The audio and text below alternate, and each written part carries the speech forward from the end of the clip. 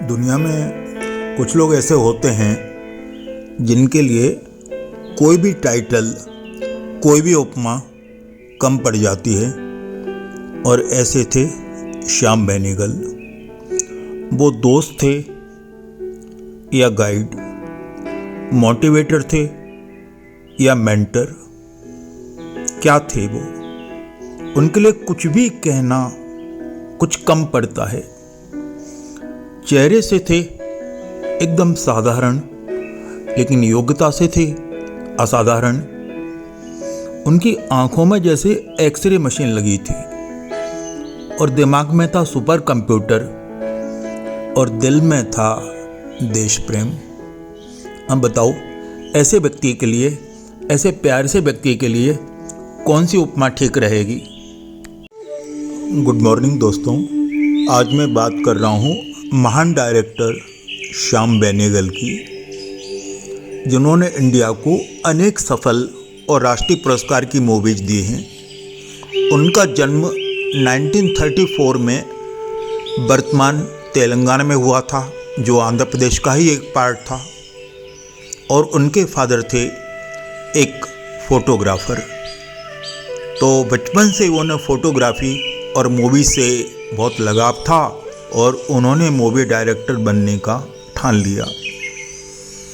Inspire थे अपने एक रिश्ते के भाई श्री गुरुदत्त से, जो खुद एक बहुत अच्छे डायरेक्टर थे।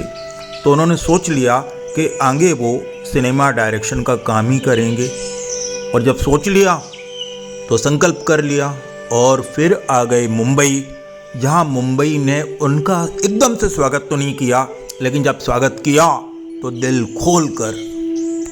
मुंबई आकर उन्होंने एक एडवर्टाइजमेंट कंपनी में नौकरी कर ली और कमर्शियल एडवर्टाइजमेंट का काम करने लगे। बहुत सारे एडवर्टाइजमेंट उन्होंने बनाए, लेकिन जल्दी ही बनाई एक फीचर फिल्म। श्याम की पहली फीचर फिल्म थी अंकुर, जो शबाना आजमी जी की पहली मूवी भी थी और अनंतनाग की भी। और इसमें उन्होंने बताया था कि किस तरह जमींदार सामान्य प्रजा पर कैसा अत्याचार करते हैं या कैसा व्यवहार करते हैं, लेकिन उन्होंने सारे कैरेक्टर ग्रेफाइट अंदाजा बनाए थे और ये मूवी बहुत ही अट्रैक्टिंग है।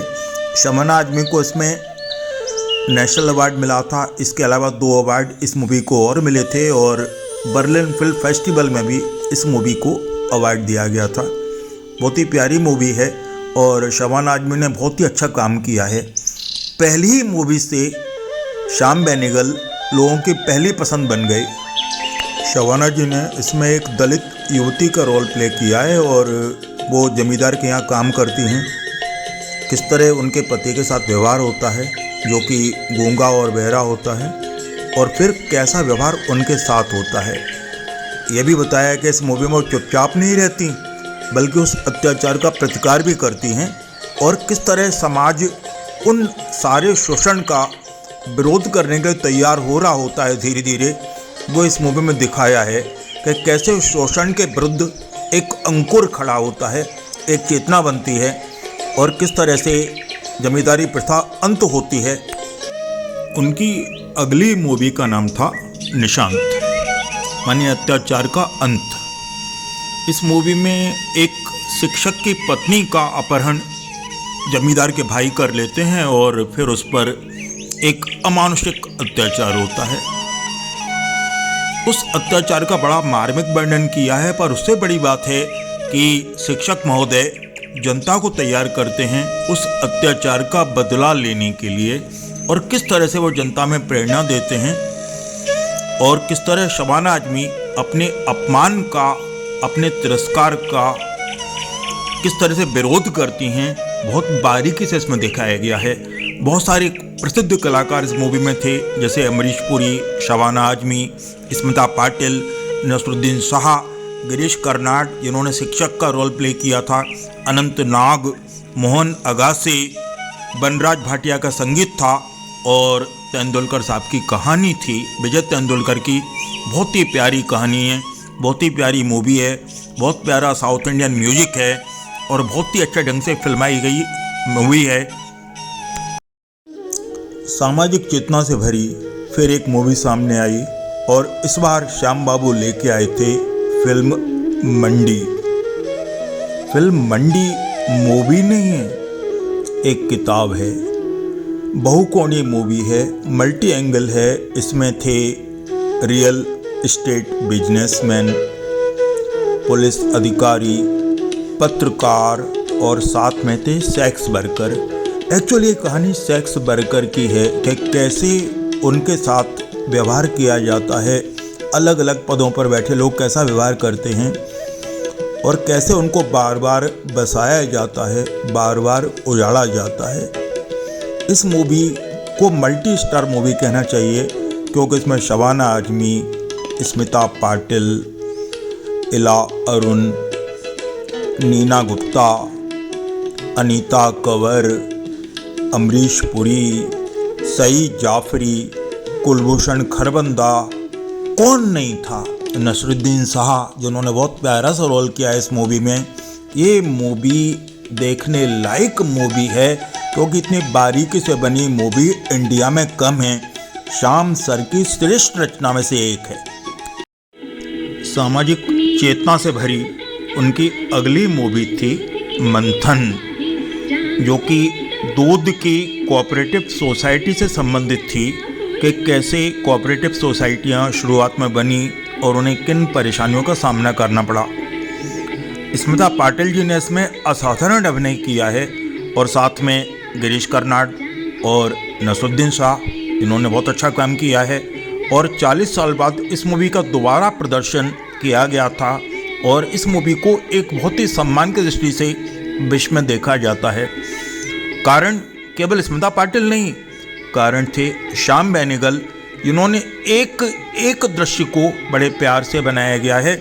और ऐसा कहते हैं कि इस मूवी को बनाने के लिए फंड जब इकट्ठा किया तो कोऑपरेटिव सोसाइटी में काम करने वाले लोगों ने इसमें 1-1 रुपया दिया था। श्रेष्ठ मूवियों की कतार में धीरे धीरे माला में मोती बढ़ते जा रहे थे और फिर एक अगली मूवी सामने आई और जिसका नाम था भूमिका, जो फिर से एक शानदार मूवी साबित हुई।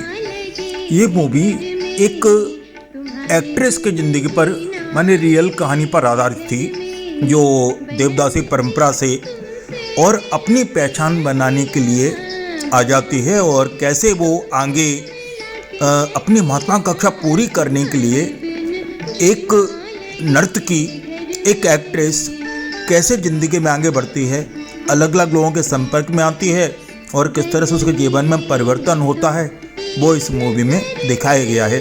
इस मूवी में भी अनेक कलाकार थे जैसे अमरीश पुरी, ओम पुरी, अनंत नाग और खुद स्मिता पाटिल जिन्होंने कमाल का अभिनय किया था। साथ में अमोल पालेकर भी थे। इस मूवी को फिल्म फेयर अवार्ड में मिला था और स्मिता जी को नेशनल अवार्ड में मिला था। ये मूवी एक अलग ही टाइप का सेंसेशन है। इसने इंडिया के ज़्यादातर दर्शकों का मन मोहा था और स्मिता पाटिल जन जन की चहेती इसी मूवी से बनी थी।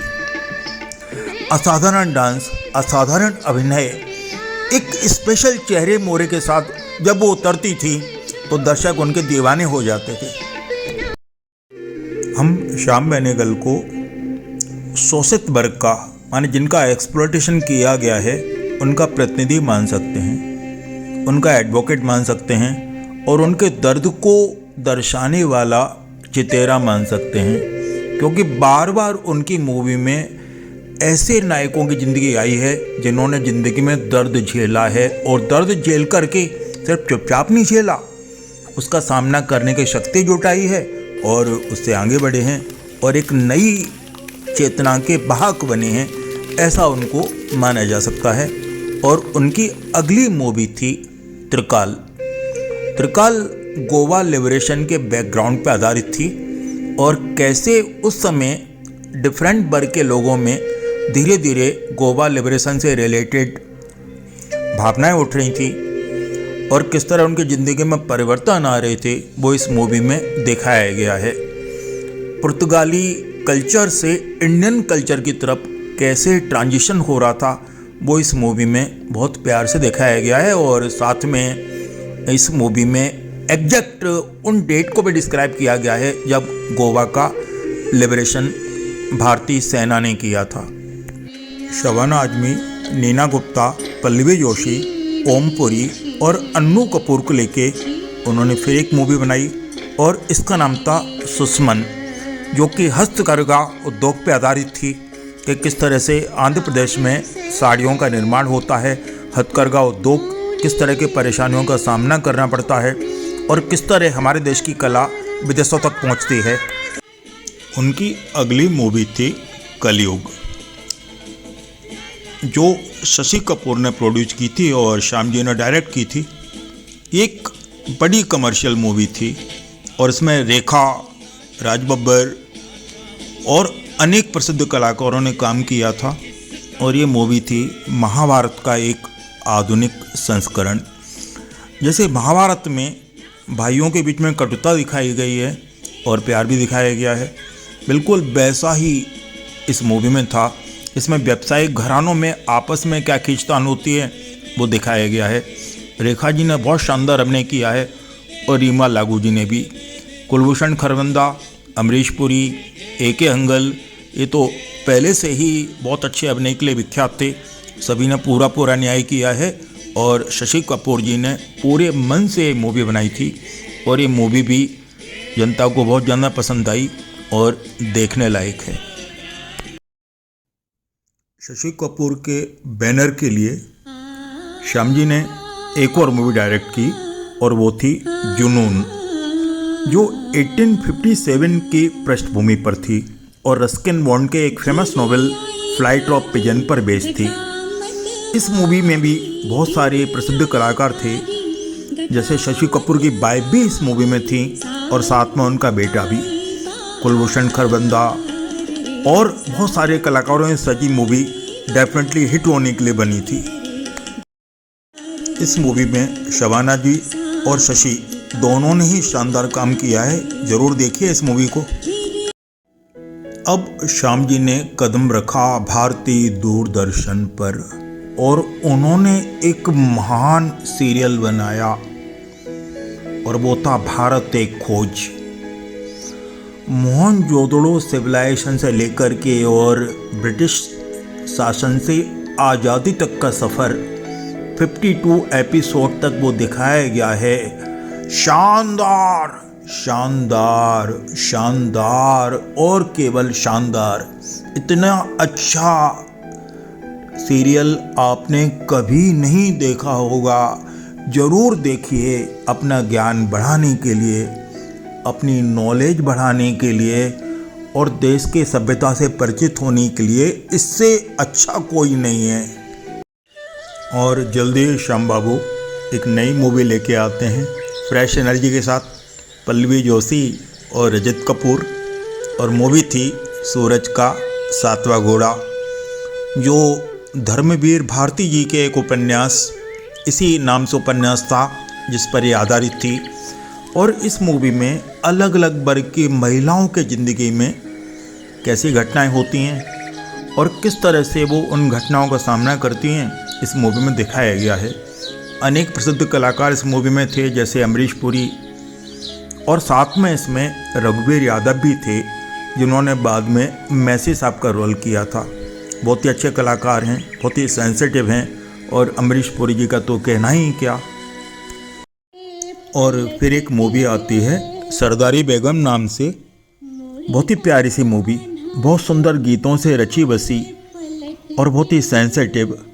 इसमें थी किरण खेर, जो अनुपम खेर जी की वाइफ हैं, राज्यसभा की सांसद भी हैं, लोकसभा की भी सांसद रही हैं और बहुत ही शानदार काम करती हैं। आपने देवदास में भी इनको देखा होगा और बहुत सारी मूवीज में इन्हें ज़रूर देखा होगा। ये मूवी एक गायिका की ज़िंदगी पर आधारित है, जो कैसे रिस्ट्रिक्टेड लाइफ से बाहर आती है और दुनिया में अपनी जगह बनाती है।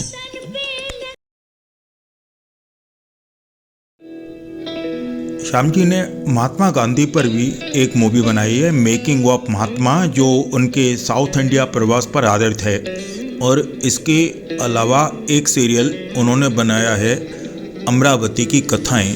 इसमें कई सारी छोटी छोटी कहानियों को बहुत प्यार से दिखाया गया है और ये सारी कहानियाँ हमारे दिल को छूती हैं, हमारा ज्ञान बढ़ाती हैं, हमें मनोरंजन देती हैं और बहुत ही सुंदर ढंग से फिल्माई गई ये कहानियाँ आपका दिल खुश कर देंगी। एक मूवी जो फरीदा जलाल जी को लेकर के उन्होंने मम्मो नाम के बनाई है कि कैसे पाकिस्तान से एक महिला हिंदुस्तान आती है और वीज़ा एक्सटेंड करने के लिए परेशान होती है और किस तरह से ज़बरदस्ती पाकिस्तान भेजा जाता है और जहां उसकी डेथ हो जाती है। श्याम जी ने फिर एक नई मूवी बनाई जुबेदा, करिश्मा कपूर और मनोज बाजपेयी और रेखा जी को लेकर कि कैसे एक राजपूत राजकुमार का दिल एक नर्तकी पर आ जाता है और नर्तकी जो बहुत ही एम्बिशियस होती है, साथ में बहुत भोली वाली भी होती है, तो उसके ज़िंदगी में राजपूत परिवार में आने पर किस तरह के परिवर्तन आते हैं और किस तरह से उन परिवर्तनों को वो एकोमोडेट करती है और ना कर पाने की परिस्थिति में क्या होता है, इस मूवी में दिखाया है। रेखा जी, मनोज बाजपेयी और करिश्मा कपूर सभी ने असाधारण काम किया है और साथ में ही असाधारण है AR रहमान का संगीत, धीमे धीमे गाऊं या मैं अलबेली इसके प्रमुख गीत हैं। अगली मूवी थी हरी भरी, जिसमें शबाना आजमी और साथ में थी नंदिता दास। मूवी में बताया था कि मुस्लिम परिवारों में बच्चा ना होना, लड़का ना होने की स्थिति में महिलाओं को किस तरह की परिस्थितियों का सामना करना पड़ता है और किस तरह से मायका और ससुराल दोनों जगह परेशानियां आती हैं, इस मूवी में दिखाया है। और फिर से शबाना आजमी ने इस मूवी में कमाल किया है। अनेक स्टार श्याम जी की मूवी से निकले हैं। स्मिता पाटिल, अनीता कंवर, शबाना आजमी, नीना गुप्ता, सोचिए कितने बड़े बड़े नाम हैं। ओम पुरी, अमरीश पुरी, इरफान खान, सोच रहे हैं इनने दुनिया में, फिल्मी दुनिया में कितनी लोकप्रियता अर्जित की है। दोनों टाइप की मूवी में, कमर्शियली सक्सेसफुल मूवी हो या पैरेलल मूवी हो। फिर देखिए कुलभूषण खरबंदा, कितनी सारी मूवी में आपने इनको देखा होगा, पर इनकी शुरुआत श्याम जी की मूवी से हुई थी। इसी टाइप से गिरीश कर्नाड, है ना। तो ये बड़े बड़े नाम जो दुनिया में बाद में बड़े बने, लेकिन इनकी शुरुआत श्याम जी की मूवी से हुई। हम्बल शुरुआत हुई क्योंकि ये सभी ड्रामा या थिएटर के कलाकार थे और कमर्शियल मूवी में इन्हें आसानी से स्वीकार नहीं किया जाता। पर श्याम जी ने कुछ इस तरह से इनको तराशा कि इनकी लोकप्रियता असाधारण साबित हुई। देश में ही नहीं, विदेशों में भी, दुनिया के हर भाग में श्याम जी का नाम सम्मान से लिया जाता है। Thank you.